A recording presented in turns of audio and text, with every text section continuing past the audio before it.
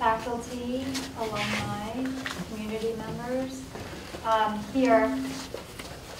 My name is Shelley Rambo, and I teach theology here at Boston University School of Theology. And it's my honor to moderate a panel of distinguished alumni who will be talking to us about their experiences and forecasting the future of religious leadership, hopefully guiding us into some really interesting reflections on what it means to be a religious leader. It's a real pleasure to celebrate alums who have made such great contributions to religious leadership and who carry on the best of the name of the school. So I'm delighted to host, and I'm going to get out of the way.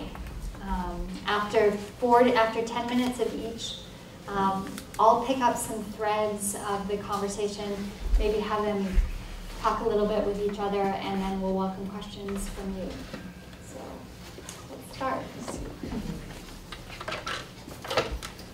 Our first speaker will be Dr. William Bobby McClain, and I want to just say the question that they've all been asked to respond to is a really small question. And the small question is that we've asked them to ponder the 3 greatest challenges each believes is facing us in the next decade. That's it. Small question. 3 greatest challenges each believes is facing us in the next decade. So Reverend McClain, you can go first. I won't use up part of my 10 minutes talking about me. You can read that in the bulletin. It is altogether fitting and appropriate that we gather in this place in the year where 60 years ago, the Reverend Dr. Martin Luther King Jr. received his Doctor of Philosophy degree in systematic theology under the tutelage and mentorship of 3 outstanding scholars and professors at Boston University School of Theology, with whom I had the privilege of studying. Walter George Mulder, all I have to say is the dean. Sylvester Paul Schilling, and L. Harold DeWolf. It is fitting to remember Dr. King at Boston University because Boston University School of Theology gets lost in telling the story of King's preparation for the leadership he provided for this nation. And he was the one true spiritual genius and social prophet produced on our American soil. With his hand on Dr. King's personal, well-worn, and steadily used Holy Bible, President Barack Hussein Obama took the oath of office as the first African-American president of the United States of America, and highly acknowledged that he stands on the shoulders of Dr. King, and that this nation has become a more open and inclusive society because of the dream, dedication, and the death of Dr. King. But we must be clear that though we have made tremendous strides toward freedom and equality, and although we have witnessed monumental changes in race relations, we are not yet a post-racial society, and not even as post-racist society as we observe the many none too subtle and veiled racist comments and attitudes expressed against even President Obama, mostly simply because he is black. The legal barriers against African Americans and other minority people of color in America may have been removed, but the legacy of those barriers are still with us. With increasing diversity in multinational citizenry, a shrinking white majority, and an ascending multiracial minority, our nation and the world will continue to be tested over issues that are related and consequential to the practice of discrimination and racism, such as issues of immigration, voting rights, gay rights, police violence, urban and suburban housing, income inequality, deteriorating public education, and many other moral, social, and economic issues, all consequences of discrimination and racism. There is the national imperative to balance the needs and aspirations of a multinational, multicultural citizenry. Dr. King reminded us from the Birmingham jail that silence in the presence of evil and injustice is betrayal. For too long, the church allowed our society to deal with the problems of racism, bigotry, and hate as if they were a social and sociological problem, when in fact, any theology that is worth embracing and engaging the heart and the mind knows these are theological problems. And we can add the survival of the planet, global warming, and the ending of diseases and hunger as we remind the world that the earth is the Lord's. The challenge before the seminary is to cultivate leaders of communities of faith who can enrich and enliven the world of academics and speak moral truth boldly and convincingly to both the sacred and secular society in a language that is understood by both. We must call on the world, the whole world, to have the courage to find handles, the language, the instruments, the human culture for settling disputes and differences without violence and human destruction. This is not only proclaiming the gospel, this is living the gospel.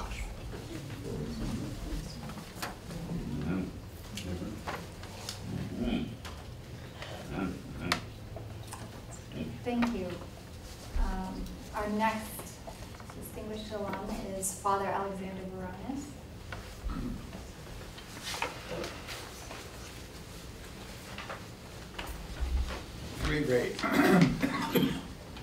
The three great challenges of the future, among many that one can select, for me, are world hunger, mass incarceration in America, and human trafficking.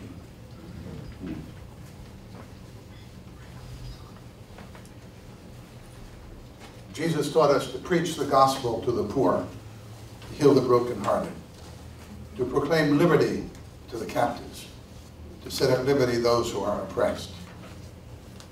My wife and I are the children of Greek immigrants. My parents came to America in 1920. No language, no skills, limited skills, but they had a lot of love. And before they knew what was happening to them, they had 6 children. And the depression set in. And my memory of my kind, loving mother is always reaching out to the poor. Always, at all opportunities. They came to the door, she'd give them a plate of food, whatever she had. That's one legacy I come from. My wife, also a Greek American, was the child of parents with 5 children, one deceased. And they struggled too in those early years.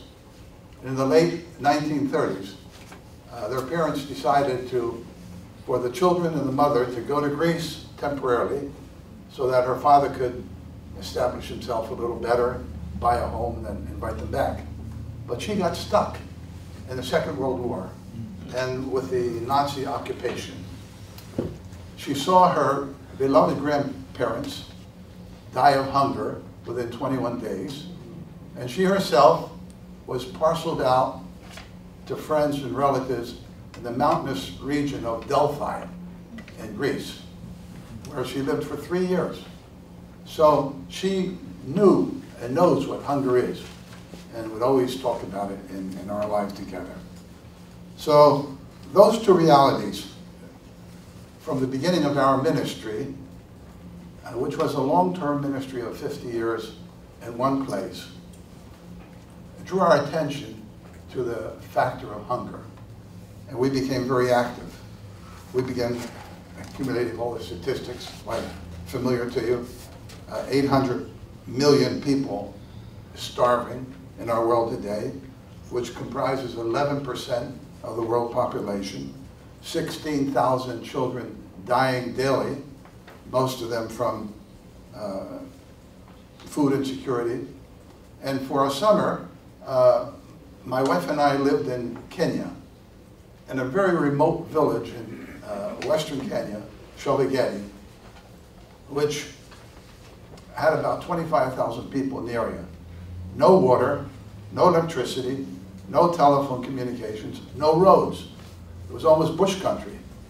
And we lived there for a summer, and we saw the children with the distended bellies dying every day. We saw the women folk walking several kilometers, maybe 4 kilometers a day, and carrying these 5-gallon jugs of water to bring it back to the village, and then had to go out and collect wood, make a fire, purify the water, etc.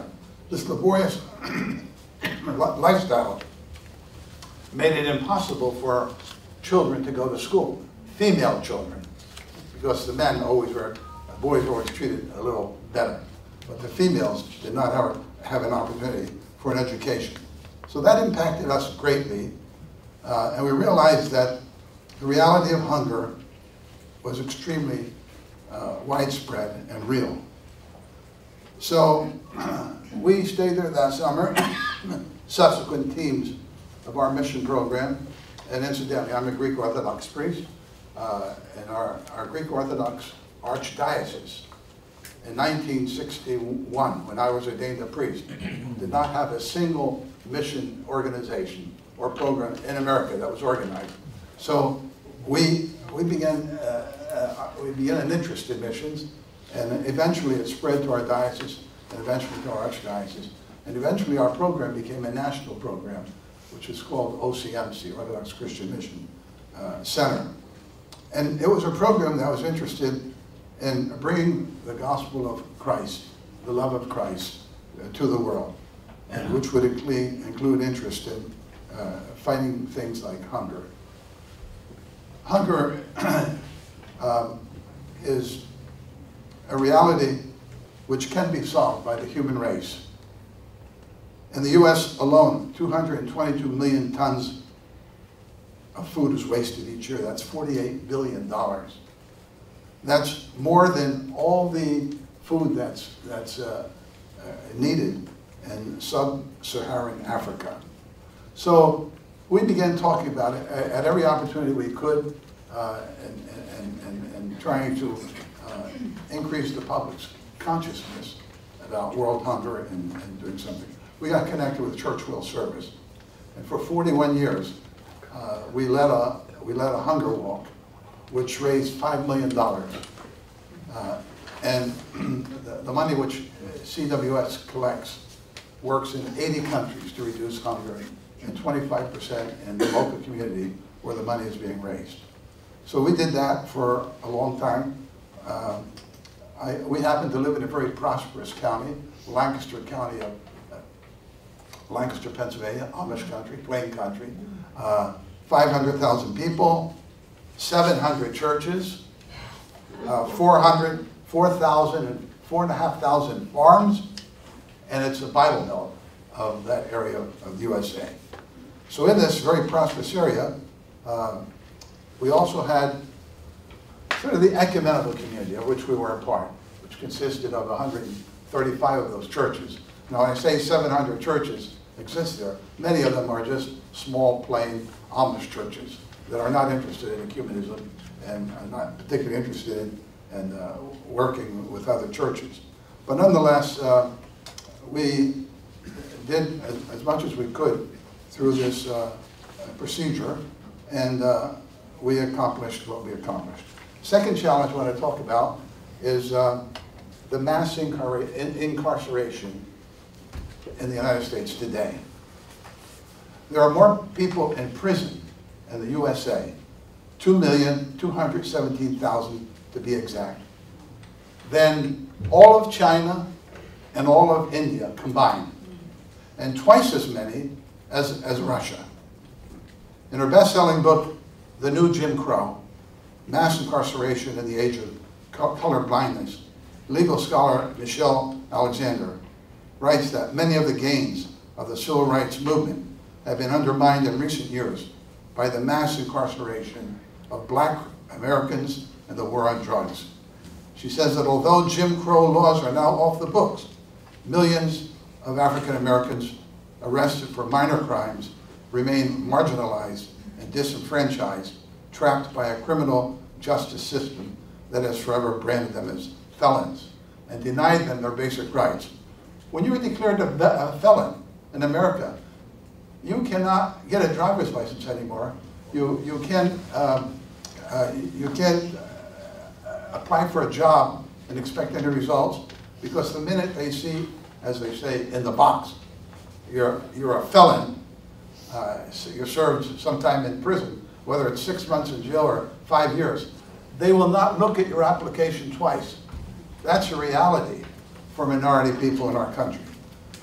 Very quickly, I'll give you the example of people I've worked with. Santo, Puerto Rican background. When he was 16, he was traveling in a car with several friends, and they were stopped by a police officer. And one of the persons in the front threw a gun in the back, and it landed on Santo's lap. Well, when he was arraigned in court, he was accused of being a felon because he had a gun and charges against him. And that was 10 years ago. In the 10 years that I've known Santo, a humble, strong young man, willing to do any kind of work, he cannot find employment anywhere. Nobody will hire him because of his background.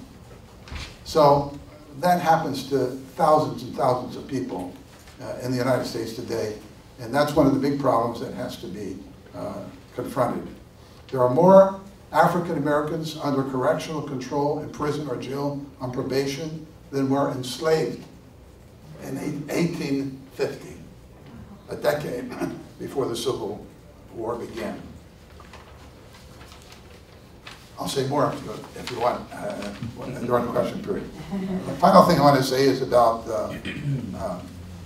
human trafficking. You've read much about that in the press today. It's a great reality, great tragedy. It presents one of the great challenges of our time. There are 28 million humans today, mostly young boys and girls and women, who are seduced or tricked or forced into horrible circumstances out of which they cannot escape. And they are mostly used as sex slaves. In fact, according to the UN Office on Drugs and Crime, 79% of all people who are trafficked are trafficked for sexual use. And sexual exploitation has become the most documented type of trafficking. In aggregate statistics, in comparison with other forms of exploitation that are underreported, they're forced or bonded labor. That's another type of entrapment, domestic servitude, forced marriage, organ removals, exploitation of children, etc. And in conclusion, today there are, I mentioned 27 million people in slavery and 4.5 million victims of sex slavery. And in the USA, there are about 100 to 300,000 children who are enslaved. I think that's my 10 minutes. I could go on a little bit more, but in any case, many of the children that are brought into trafficking happen to be from Southeast Asia. 30,000 a year are brought in. 10,000 from Latin America, 4,000 from newly independent states in Eastern Europe, and so forth. So that's the third problem that I am identifying. Thank you very much. Our third speaker is Dr. Lallene, Rector. Welcome. I'm sorry I skipped you in my bulletin. Somehow I skipped over a page. But no problem. We welcome you to our distinguished panel. Thank you very much. Thank you, Dr. Rambo. Thank you to my colleagues. And I want to take just a moment to thank the School of Theology for the invitation to be here today and for the honor that you have bestowed upon us. My days at the School of Theology way back when were deeply formative for me in ways that I could not possibly have anticipated. And so to be back on campus in these days has been renewing and has been a real inspiration. Now to the task. We've been asked to address, as you know, what are the 3 greatest challenges facing us during the next decade. As I reflected upon this question, several things came to mind, but I continued to ponder the question and quickly realized that the 3 things I would name, and will in a few moments, were really only symptoms of 3 other, much more fundamental challenges facing us. And those are we, ourselves, and us. When I came to Boston, I had just finished a double major in psychology and religion. I'd been immersed, among other things, in the theory of Carl Rogers, which I continued to study here for a time. Poor Carl had been the butt of many an uninformed joke about client-centered counseling and psychotherapy. They typically go something like this. Client and therapist are engaged in a session. Client is depressed. How do you feel? Depressed. So you feel depressed. Yes, in fact, I feel like I want to die. So you feel like you want to die. Yes, it's so bad I feel like jumping out of this window right now. So you feel like you want to jump out of the window right now. Pause. Client climbs out of the window. There was so much more to Carl Rogers' theory. I was particularly taken by what we might call his psychological anthropology. That is, his very positive view of human nature and his conviction that if only persons were met with unconditional positive regard, then they would be able to find some deep wisdom within themselves that would assist them with their struggles. And of course, the experience of unconditional positive regard would also result in more confidence and feelings of self-esteem. At the time, I equated this regard as something akin to the transformative power of the love of God and God's grace, a potential kind of incarnational presence in the therapeutic setting, and I still pretty much do. I should also let you know that growing up in Fort Worth meant living in the Bible Belt. It was hard to escape the Southern Baptists, and for about a year while I was in college, I participated in an exploratory adventure with them. More to say there, but for now, let me suffice to say that they really, really know their Bible verses. I became familiar with one that had not been touted at my more left-leaning home church. Romans 3:23. For all have sinned and fallen short of the glory of God. In those days, I could hardly stand that verse.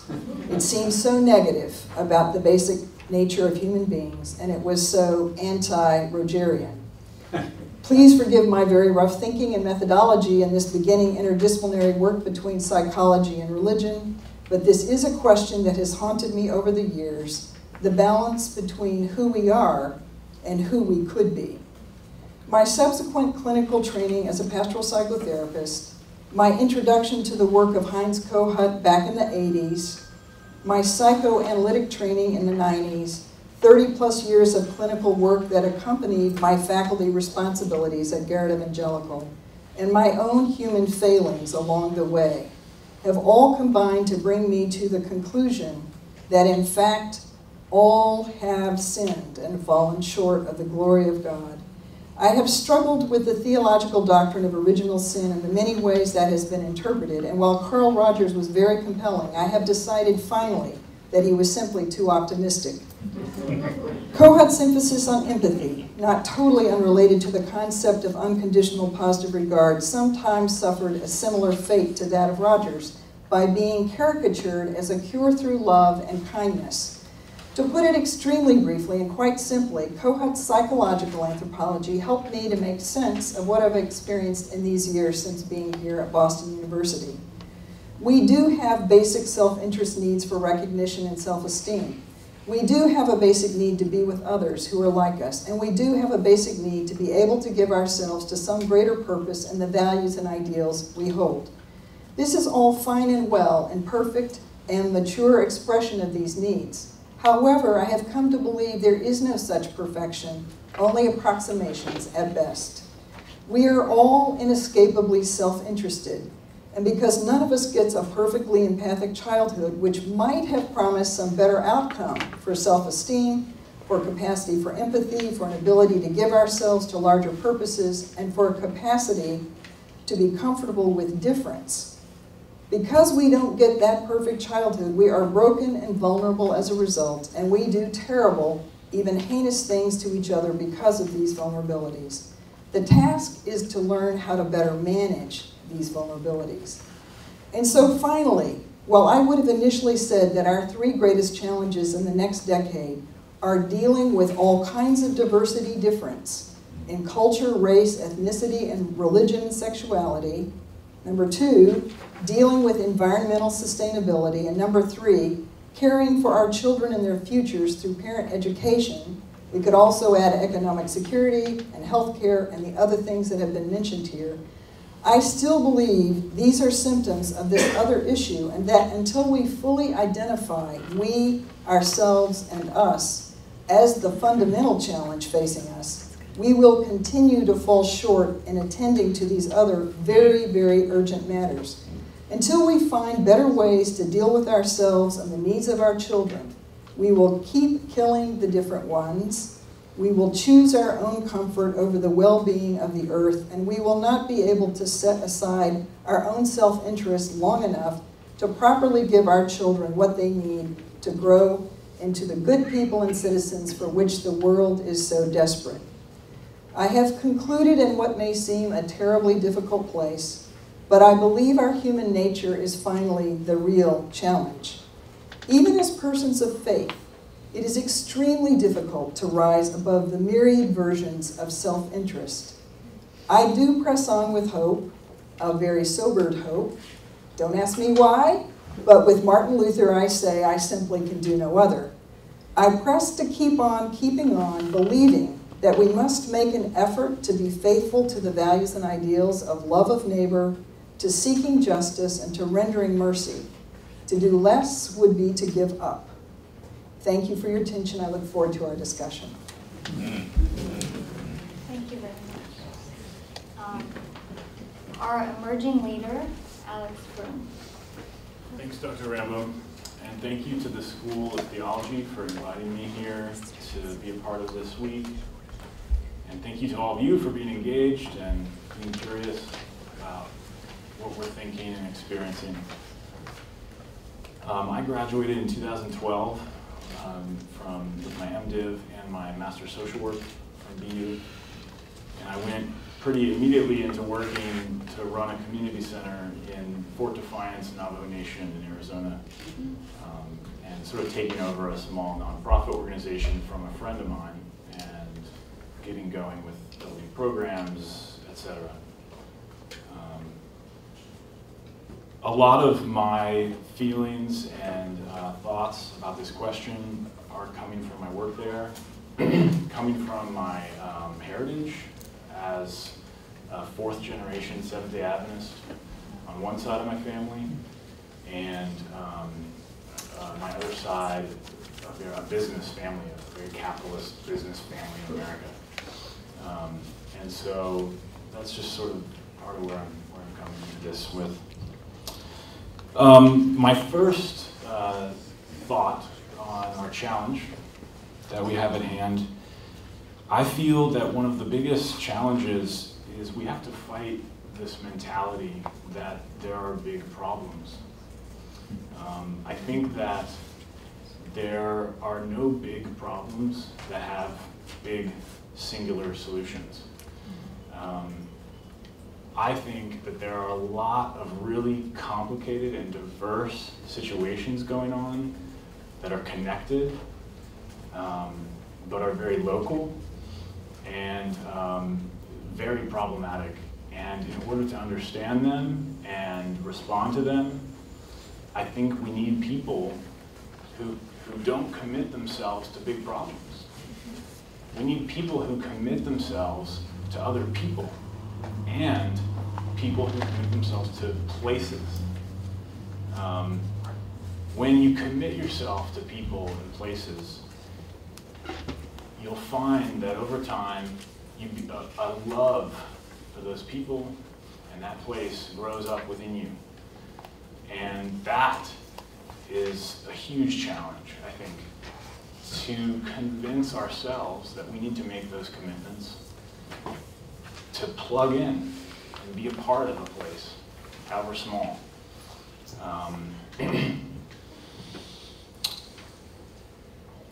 So I really feel like there are local solutions that need to be worked on by people who are committed and skilled, who have come from places like this, who have access to resources and education and skills. You know, in the community where I work, everyone thinks it's a dangerous neighborhood. They think it's in decay. Even people in our town think it's the ghetto. Kids who grow up in the neighborhood think it's the ghetto. People don't think that solutions exist there. But the way that we look at our work is that our neighborhood is actually beautiful, and that there's a lot of living hope there. That there are many people and buildings and land and plants and animals that are there ready to do beloved community. My second big challenge is how do we get our daily bread? So I like this question because of its spiritual and theological and scriptural roots. But I also like it because it's so practically founded in our material experience of our lives. Our bodies and our communities and our food and our shelter are really the foundation of our economy. And there's also so much in our religious traditions that speak on these things.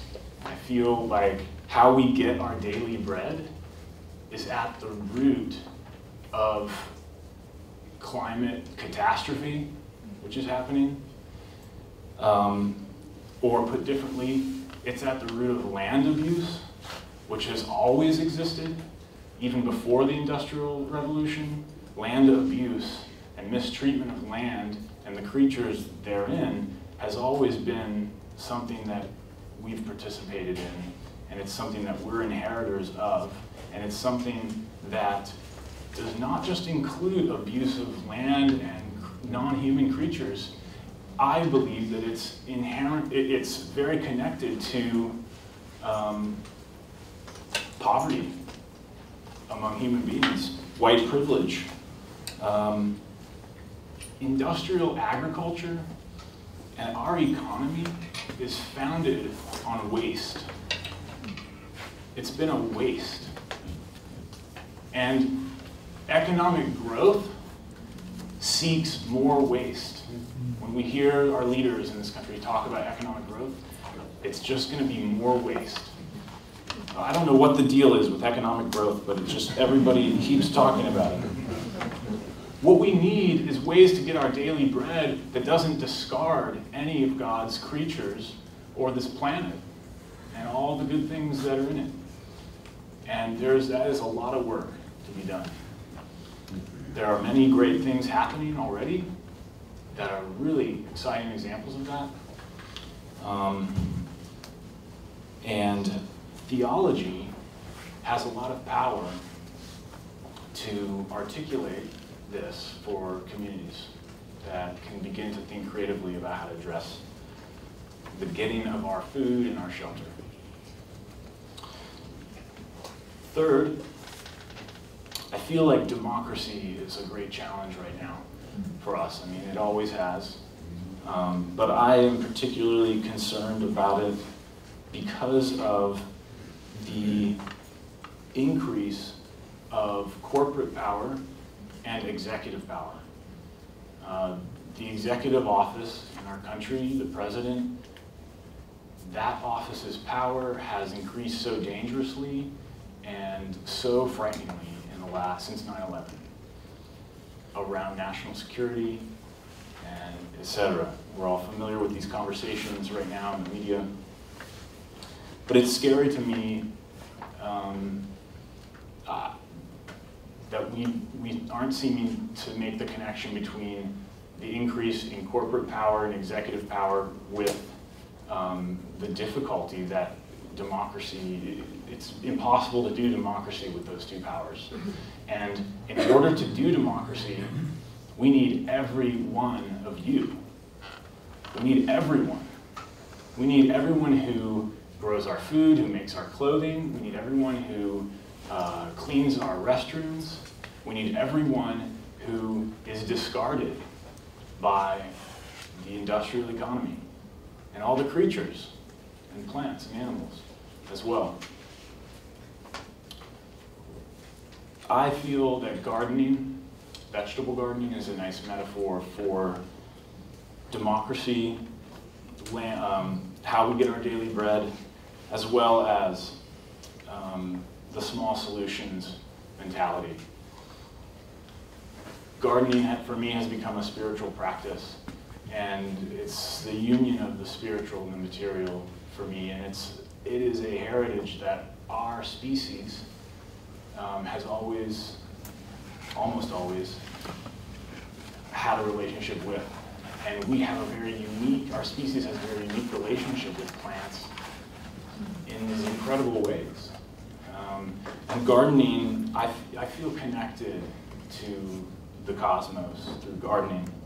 And gardens are small solutions that are slow, and they don't go very far away from the garden. The food doesn't. They bring people together. They are great classrooms for learning about creation and one another and teamwork and mutual respect and nutrition, and it goes on and on. Even the traditional academic disciplines. I find that when you take care of a garden, it's also true that a love of your place and a love of your garden grows within you. The foundation of democracy is our soil in this country. Our greatest national treasure is our soil. And when we destroy our soil, that is a reflection on the health of our community. We are wasting our soil, and we're not building soil, and it's a very frightening thing to me. To go along with that, finally, the foundation of if the foundation of our economy is our soil, I really feel that it's families and communities that have the most intimate relationship with the soil, not corporations and government. Our country is founded on families and communities. And neither of our two political options right now in this country, I think, get that or are determined to do things about those institutions. A lot of people talk about unemployment, and in the county I live in, we have a 57% unemployment rate in northeast Arizona. But before colonization, there was a 100% unemployment rate. I look around and I see that there's so much work that could be done. There's so many things that could be done. We do not need the corporations or the president to save us. We need to do some stuff together in these small ways. Thank you. I want to thank all of us.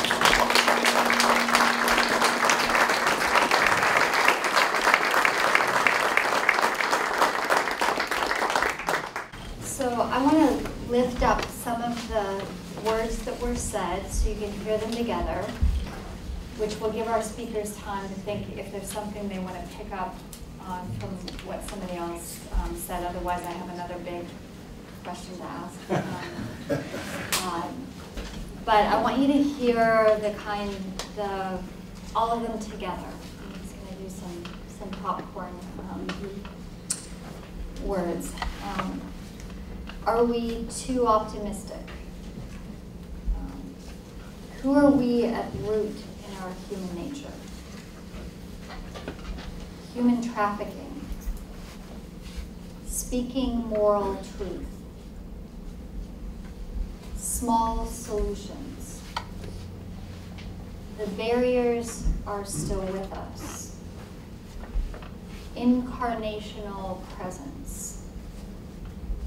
Hunger and soil. Our daily bread. Immigration. Communities. We, ourselves, and us.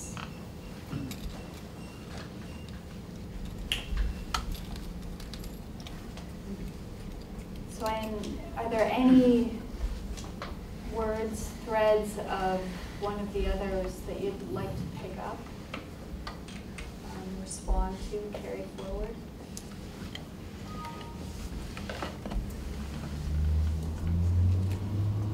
Well, you mentioned the word human trafficking. Human trafficking is something that we all need to be concerned about. It's destroying people. It's treating people as subhuman. As a matter of fact, I've been corresponding with a man whom I do not know, but I've been corresponding with him for about 8 years. He's a refugee from Liberia, went to Ghana, and he's really been struggling. And finally, he found a way to get to Canada recently. I don't know what the avenue was, but somebody made it possible for him to go to Canada. In fact, I just got an email from him today, and this is the word he keeps using. I'm going to be a slave for a period of time here in Canada, after which my sponsor, whom he doesn't identify, will make it possible for me to remain in Canada legally. But he warns me not to step out of line, because he can deport me back to where I came from. That's a reality in the world today. And there are, as mentioned, millions of people who live under that umbrella of threat and fear.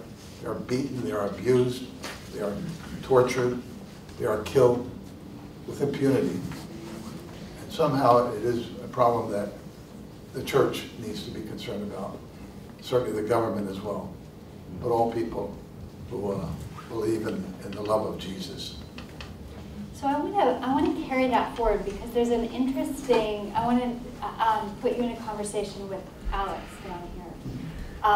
Because I was struck by the big problem of human trafficking that you named, the big problems that face the church in the world. And Alex's pretty strong assertion of its small solutions. So I would love to get this kind of back and forth and include all of you to think about institutions, the ecumenical, the world, and this rich conversation about the local and the soil. So not to put the two of you on the spot, but kind of to put the two of you on the spot, it was striking that we have world hunger, and then we have the garden. And the question of where the religious leader puts his energy in terms of the macro and the micro. I'd love to hear all of you. Well, let me respond by saying that my name is Alexander. His name is Alex. I have a lot of experience in life. I've been a pastor for 54 years. I've worked with many organizations, and I respect what Alex has to say, but at the same time, I realize that it's the institutions, it's the people of power, it's the government, it's the president. It takes all those forces to rise up and do something about the problem we're facing when it comes to trafficking. And incidentally, I also want to just mention that my zeal for social justice was very much influenced by Boston University.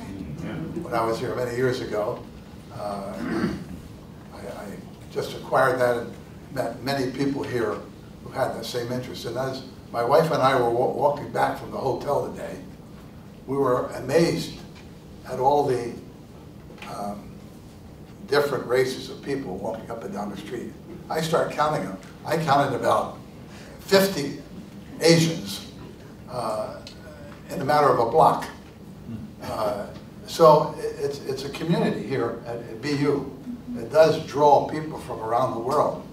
And we see the world in a small crystal here. So I think it's going to take all the mighty powers and forces. But what you say, of course, is good too. It takes the individual working close to the soil, working with individuals, working in the ghetto. It takes all of us to do what we're trying to accomplish. So would you like to respond and then maybe draw the others in this question of the global and the local and leadership? I would just like to say that I think what's connected to this question that you're asking us, what connects it with what I was saying is I think that the industrial economy requires waste, and it requires that people and certain places and other creatures get discarded. And I think that human trafficking is a result, a symptom of the fact that there are places that are set up in the world that need this to happen. I mean, there's a reason why human trafficking happens. There's a reason why we have a so-called immigration problem on the Mexico border. There are reasons why people want to come here. And there are reasons why people get trafficked here. It goes on and on. So I guess that would be my response, is that, like, yeah, that is a huge concern, right? And it's scary. But I guess I'm just trying to reframe it as, like, I see it as a result of a lot of things that are probably diverse in different situations. You know, it's different for every person probably that gets trafficked. So I want to join you, Alex, in the feeling about gardening. I want to cite 3 or 4 things quickly. I love gardening. And my mother, who was senile for many years and was in a nursing home in Texas, El Paso, Texas, I would go and visit her.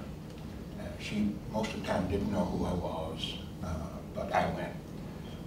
It was when we would plant flowers at the nursing home that she would know who I was, and we could connect with each other as we did gardening, as we planted flowers in the spring and in the winter. She looked at me and called me Bobby. Other times she would talk about, she wished Bobby would come. You understand me? So that there was a connection made between us as we garden. Now, I love gardening. My problem is now deer. The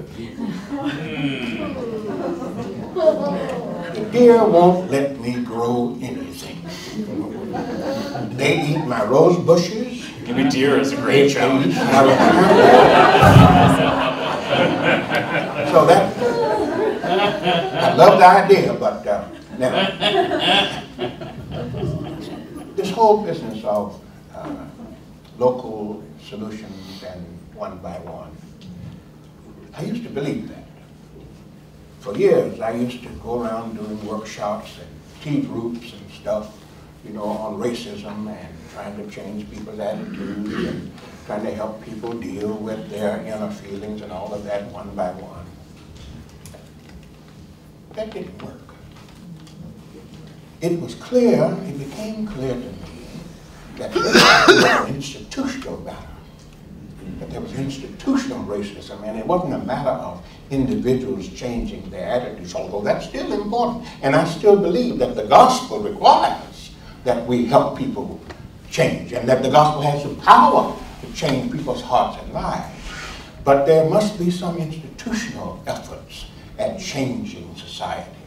Now let me give another example, and the need for institutional action. I was on an airplane going somewhere, I don't remember where, to lecture somewhere, I don't know where. And I got in my seat, I sat in my seat. I had a seat A16. I sat in my seat, pulled out my briefcase, got my books, and started making notes. And suddenly somebody tapped me on the shoulder and said, "You in my seat?" I said, "No, I'm in my seat." This person said, no, I have A16. You're in my seat. Now, he was white. He was a white man. And I said, what makes your A16 better than my A16? I'm already in my seat at work. If there had not been some institutional way by which you dealt with that problem, I'd be moved out of my seat because his seat is better, his A16 is better than my A16. You understand what I'm getting at? That there had to be some institutional backing, there had to be some institutional support for my rights as a person and my dignity as a person that couldn't be done simply on the basis of what his attitude may have been. Dr. Rector, would you like to weigh in on the discussion? I'll just say something briefly, and I really would love to get some questions from our attendees. We were just talking at the Anna Howard Shaw luncheon earlier about a book by David Roediger called How Race Survived in the United States. It was published just as Barack Obama was engaged in his presidential campaign in 2008. And Roediger follows the whole history of the United States and shows many things about the Civil War, lots of legislation that's happened, the Civil Rights Movement, etc., to this larger institutional point. And his observation is that race as a category, a socially constructed category, survives in negative ways is because white supremacy both opposes the big efforts and then uses them to maintain itself. So I will just say that I'm compelled by Alex's call to small solutions and to the local, because I think we can get overwhelmed by the global. And I also agree with Alexander that we need to work with the institutions and the powers that be as best we can with this prophetic kind of critique of them, because they can be taken over and used for bad purposes.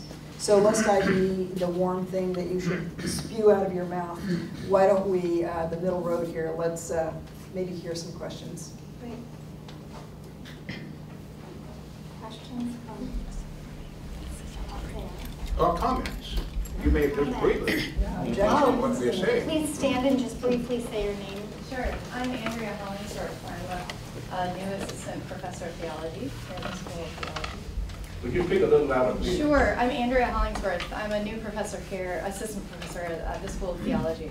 As I'm listening to your comments, I'm reminded of womanist ethicist Emily Towns, who talks about her task as being very particular about the particular and plumbing its depths. And that's really her methodology for speaking to white supremacy, to the production of cultural evil through racism. She has this method of being particular about the particular and then showing how exposing its evil and speaking prophetically to it. And my question for the panelists is, could you speak a little bit to the task of theological education here and to ways in which we as a School of Theology are doing that sort of that process well that you can see, or have done it well, coming out of your stories from being here, or ways that you think that we might do it well in the future that we maybe aren't doing it well now. Does that make sense? Well, I'll start. As the president of one of our United Methodist seminaries, that very much, in a very similar way, the ethos and the values of Boston University are very similar and very simpatico with Garrett Evangelical, I would say. And Garrett Evangelical has held its prophetic commitments almost since its inception for gender and race and a number of issues. But I will say one of the greatest challenges is that Garrett Evangelical remains a dominated by white normativity school of theological education. And so one of the things that I think that is before us is to continue to deal with that. It's not easily dealt with. It's very complex. We've been trying to work on it for a number of years, and we've maybe moved a smidgen on it. So how is it that we, I'll just say, tip the balance, break down the white normativity dominance of the institution, which is at play in ways that we may be able to see, and is at play in very insidious ways that we cannot see, but that our students of color experience clearly. So I'll just say one of the things we're doing is that we're going to have a very specific racial equity and diversity inclusion audit of the institution.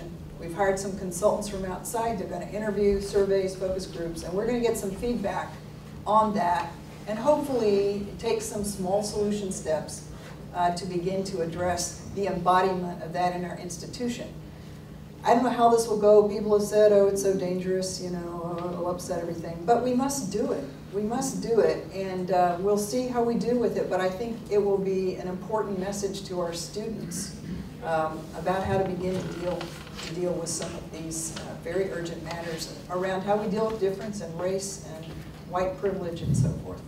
I want to commend you as the president of Garrett Theological Seminary for taking these steps. I have, as you know, been a consultant to you in the effort at establishing the Institute for Black Sacred Music, which is a major step that you're taking at Garrett to look at the black church and to appreciate the tremendous contribution that the black church makes to church music and to the life and the future and the hope and the enthusiasm of worship in the black church. I think that's a major step to be taken, and it cuts across a lot of things, including class and education and a whole lot of other things that I think will have tremendous effect. Here's a small effort that I think will have big effect, and I want to commend Garrett. Now I also want to say that Boston University had a whole lot to do with you and me being where we are in terms of these issues that we see. All due credit given. For years and years, I quoted the Boston University hymn that we sang when I was a student here. I used to close my prayers before I preached in any church with, "O crucified and risen Lord, give tongues of fire to preach thy word." I remember those words, and that was a part of who I was, it's a part of who I am as a preacher in the Church of Jesus Christ at the Kingdom of Boston Christ. Theodore Ferris used to be a preacher at Trinity Church. I used to enjoy hearing his sermons. He often ended his sermons by saying, "And O Lord, set our hearts on fire." Yes, yes, I remember that verse. Same phrase. Ted Ferris was there when I was a student too. Yes. Okay, let's open up to some other questions. Yes. Jay Euler, 62 and 50. My classmate. So, thank you for coming and bringing the information you have. What I'm connecting is what you said, Bobby, and what you said, Father Veronis. Veronis, yes. Veronis. In terms of the whole hotel system called prisons, and the collusion between the police and the courts to keep them full, and particularly to keep them full of 80% minority people. So I'd like to hear any thoughts you might have about how to address that whole unfortunate situation. I really recommend the book, which was quoted in my presentation by Michelle Alexander. She does a superb job of delineating on issues like the one you just raised, and pointing out how many of our prisons would not exist. They're built in the rural areas of the country, and there's a whole community around there, guards and superintendents and what have you, who cannot survive unless the prison is filled. So they keep filling the prison, and the police in the area have a methodology of doing that in order for the income and the budget to be at a certain level. That's a reality. And she points it out very well in her book. And that's one of the issues we have to face if we're going to overcome this issue of mass incarceration, which is gravely unjust. It's another form of Jim Crow in our age. So I feel like what you're pointing out is that there is livelihoods connected. It's an industry that supports many families and communities, supposedly, and endangers others, right? And so I feel like that is the industrial ethic that I was trying to comment on and characterize earlier. Yes. Yes. And I think the best way to put those guys out of business is not necessarily to like do away with crime or whatever bad things we think are happening, but to create alternatives to the current way that people get their daily bread, which is by being prison guards, right? Or by Feeding prisoners. By feeding prisoners or whatever it is, cleaning, yeah. And so I think that is a huge challenge that sometimes I think about it and I have no idea what to do. And other times I feel like I'm doing a small part. So. One of the reasons why our prisons are so full is our penal justice system. And the fact that people of color get charged and sentenced differently than people who are not of color. And that is, the system is fed, again, by the root of racism that I was trying to suggest at the beginning of my little comment. That at the root, you're dealing with a racist problem that is designed to penalize more heavily and with longer terms people of color for smaller infractions of the law. There was the law, the whole penal system needs to be changed. Right. There was an article in the New York Times on August the 16th in the magazine section, and it said, the headline said, every year thousands of innocent people are sent to jail only because they can't pull together $500 for bail. I've been in situations like that. I have too. Because if a person commits a minor crime, if he's white, middle class, he's going to have a lawyer. And the lawyer is going to get him out of that, or at least reduce the severity of the crime. If he's minority, black, Puerto Rican, whatever, no representation, he goes to jail and waits for his trial to come up. And when it comes up, he gets the book thrown at him, or he'll get a sentence which is totally unjust. That occurs all the time, and it's pointed out in that article in the New York Times.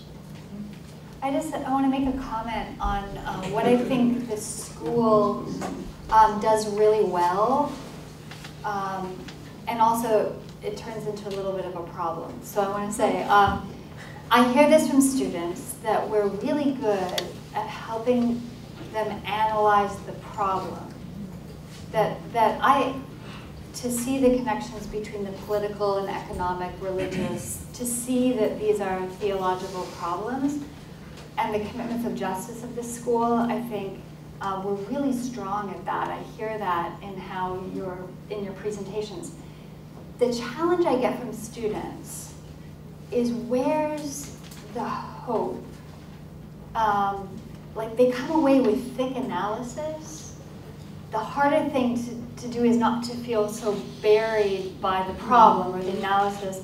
And I'm thinking about the resources within your very distinctive traditions that you bring to the work as sources of joy, of resilience, of hope.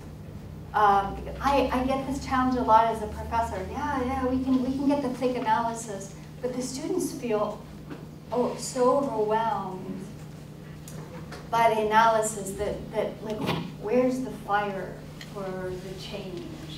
And so I get that question from students, so I want to draw that out a little bit, is Where's the hope? Well, I would just jump in, echo the small solutions and putting our energy into the places where we can make some contribution to fighting these various things. But I would also say, and it's a very ironic place for me to come to in a certain way because I have no children, but at the end of the day, the hope is with the children.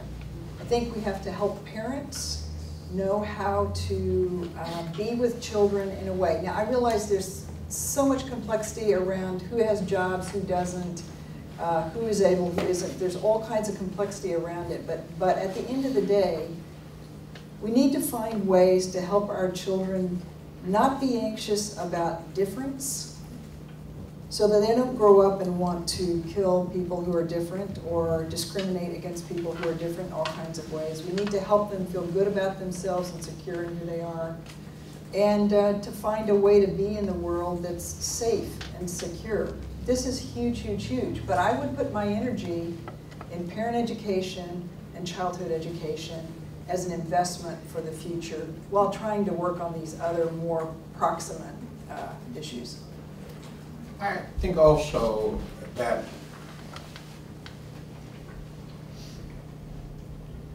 the preachers of the church need to believe the gospel.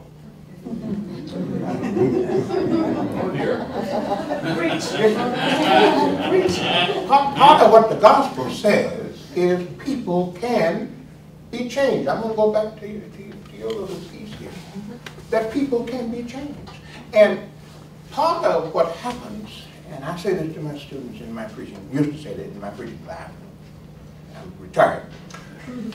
I used to say that to my students, half of the time the people don't expect anything to happen. They come to church, nothing happened last Sunday, nothing happened the Sunday before last, and I don't expect anything. So that rev is up there again, here we go. There has to be the fire. There has to be the fire and the commitment and the passion in the preacher in whatever way he or she burns. I'm not trying to prescribe what it is. Loudness doesn't do it. I'm not talking about that. I'm not talking about emotions. I'm talking about passion. I'm talking about how you approach the gospel with your own passion and your own fire and burning the way you burn in order to burn, to help the congregation burn, to help the congregation have enthusiasm, to help the congregation believe that something really can happen if we believe in Jesus Christ as our Lord. And if there's no hope, there's no gospel. My name is Reverend. I'm from the Interdenominational Theological Center in Atlanta, Georgia. And I definitely would like to speak behind Reverend Dr. Bobby McClain. My roommate. And I think about that, and he was talking about preaching and all of that. I'm reminded of a little story where three men got together and they were going to have a little intimate conversation, and they felt so close together and so intimate with each other, they decided that they would just share three of their weaknesses. And one man shared his weakness, the other shared his weakness. And one man didn't say anything, so they said, "What are yours? We will need something on you too." He said, "I like to gossip, and I can't wait till I get out of this meeting." First of all, I would just like to say good afternoon, and to my roommate and to the other panelists, certainly we congratulate you, and thank you so much for what you've done. Also, I would like to bring greetings from the ITC, but also from the Wimberleys. Dr. Ann Wimberley and Dr. Ed Wimberley. They want the panelists to know they would be here, but because of illness in the family, they were not able to come. So I wanted to relay that message to you, and thank you very much. The other consideration that really bothers me, I'm a professor of church history at the Interdenominational Theological Center. And I hope the panel might be able to help me on this, is that like something has happened to the pulpits. When I graduated in 1962, I and I was sent to Birmingham, Alabama. And at that time, Alabama was a great place to be from. That's where I was sent. And what I am so indebted to BU for is they prepared me for this assignment. Alumni Chalmers. Yes. Yes. My, what a man, what a man. And there were others, there was Dr. Mueller and others. That is, so much so that that passion that you talked about with Dr. McClain and others, I just had so much enthusiasm for my ministry, even though it was very difficult because of the racism, the bombing of churches, and all of the things that you know are so well, that have been so well documented. But I was so excited about ministry. And I couldn't wait until Sunday and Monday would come and go. Because on Sunday, I preached, and on Monday, I picketed. And that, I had great excitement. I couldn't finish preaching and wait until I... Yeah, picketing, that's demonstrating on Sunday. Putting the word into action on Monday. And what I'm finding, I don't know, and Dr. McClain, who is a professor and has a lot of expertise in homiletics, is what is happening to the prophetic preaching, prophetic ministry. You look at the prophets of Amos and Hosea, Jeremiah, and Ezekiel. I can just imagine that they had the Bible in one hand and the newspaper in the other. You know? And this is what we were taught when I was here over 50 years ago with Alumni Chalmers and others, you know, in terms of that. But if you could address, it appears to me the mega church movement has had a negative impact on the prophetic tradition of the church. In other words, put in a nutshell, it appears that the church is so busy doing church work until it fails to do the work of the church. Amen. And I wish you would, and I think a lot of this has to do with the homiletics that we are hearing from. I hear very little prophet. I hear something about, it's more like consumer Christianity. It almost looks like we went from civil rights to consumer rights. So anyone on the panel want to speak to what happened to prophetic preaching, prophetic witness? I would commend a book by Marvin McClain, Where Have All the Prophets Gone? It's an excellent study on prophetic preaching and the church and where we are in terms of preaching. I did 4 lectures, Brit lectures in Hawaii, Honolulu, Hawaii, Brit lectures 3 years ago. And I tried to address that issue, Henry, in terms of the prophet and the prophetic role of preaching. And I think part of what you have said is quite correct. But also fundamentalism and the religious right and the devastation of the heart of the gospel being taken by right wing, and Fox News being the arbiter of truth in the world has had a great deal to do with preaching and what is perceived as preaching. I get so sick of looking at preachers who just smile and smile and smile as if they're advertising toothpaste rather than, you know, preaching the gospel. Well, I could go on and on with that. Well, I mean, it would be something to pick up. Where do you see the prophetic in the work that you do? Some of you preach, some of you don't preach, some of you understand the work of theological education or of community work as prophetic. What does that look like? Well, I want to comment on that by saying that in my particular ministry, since I remained in one place for a long time, I was connected with many of the churches in our area, particularly with the Lancaster Theological Seminary, which has a very strong social action spirit about it. And incidentally, it's very multiracial, contrary to what someone back there said previously. It really is the United Nations. And they have an interest in these very serious social issues. But one of the professors there who left a lasting impact in my life, he was sort of a guru for us, was a man by the name of Gabriel Thacker. Yes. He taught at Andover Newton for many years after he left the Lancaster Theological Seminary. Yes. And Gabriel Thacker used to conduct a group of us who are interested in the ecumenical community. We would meet every Friday morning. We would have a service, and then we would have a discussion. And he would present a book or something of a current issue, and we would talk about that. And then we would go back to our respective parishes and hold Bible studies on the themes of some of these issues. And since I was from a Greek Orthodox parish, a Greek Orthodox church, we have a 2,000-year tradition, very strongly family-oriented. We don't have the large number of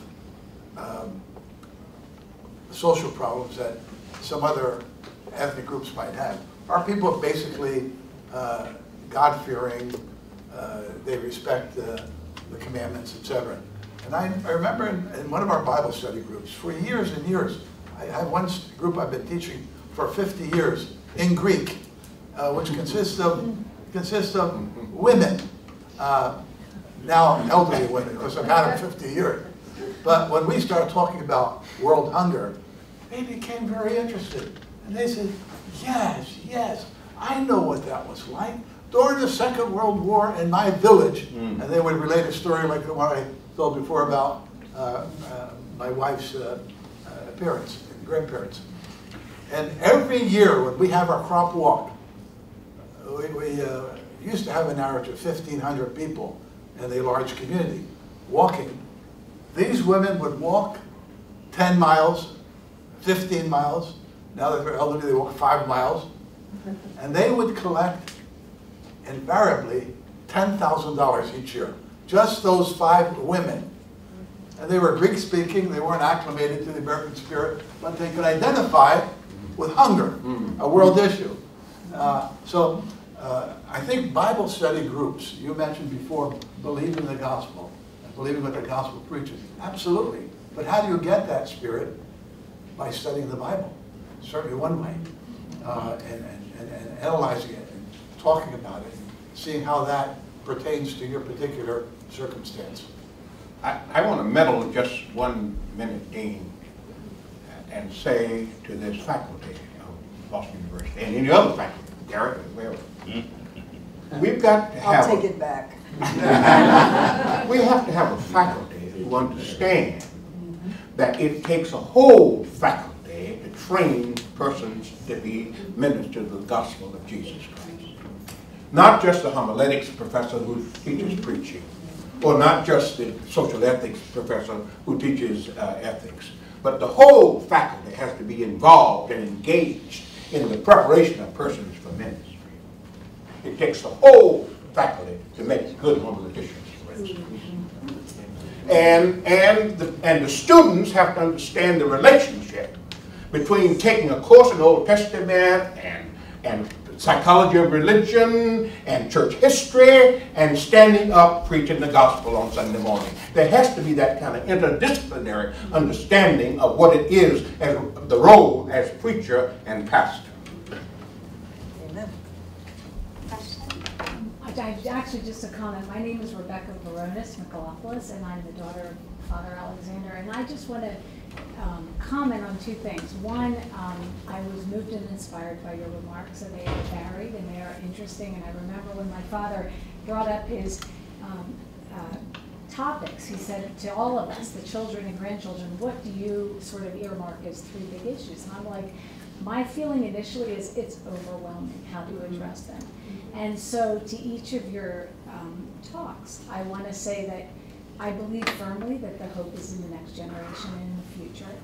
We were taught, as a middle-aged Christian woman and the daughter of a priest and the sister of a priest, I want to say that we were taught to whom much is given, much is expected. And so our goal and mission, hopefully, in raising our children who have been given a great legacy and a father and a mother like this, that they are expected to go out and do good in the world because they've been provided with much. And I think to Alex's point, it's moving and inspiring because I do think for us, it's difficult to address a huge issue, but to take small steps and to do something and to make a difference in the world of some community of people. And I think that now my next generation is my daughter, and she's studying and here in Boston, and I think that social justice and having a concern for that and making it real in your life in some capacity. And I also want to mention, so I addressed Dr. Rector in the parenting of children and hopefully inspiring them to want to make a difference, but also Dr. McClain, when we were celebrating my parents' 50 years of ministry in Lancaster, it was a very orchestrated event, but we wanted to surprise them with something. And the surprise that we gave them was the Brightside Baptist Church. We brought in their gospel choir because we knew, although we have beautiful music in the Orthodox Church, we are all about the gospel singers. And we brought in the Brightside Baptist Church, and my parents were shocked. And then they walked in all their glory, and they sang Amazing Grace, and they sang some of their beautiful hymns. And one woman in that choir, when my brother and I went up and sort of welcomed them and thanked them for coming, one woman came up to me and she said, "Your father believed in me." They were all African American. She said, "I was a girl that came from nothing, and I didn't think I had a future. And your father got me my first job at a bank as a teller. And I'm now the manager of the bank, and I've done great things." So you know, it's that drop that Mother Teresa says, make the difference in the life of one person, and you've made a change. So I commend you for the work that you're doing in your field of ministry, and for all of you. Thank you. Thank you. Thank you. Wow, those are actually wonderful words to close on. Yes. And we are 1 minute from closing. So I want to thank again all of you for in the spirit. I just think we ought to sing after she said that. Amazing grace, how sweet the sound that saved a wretch like me. I was lost, but now I'm found. Was blind, but now I see. Thank you.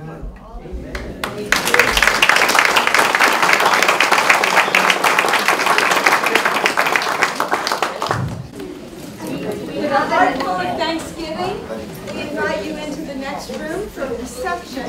And during the reception, midway through, we'll have some faculty giving us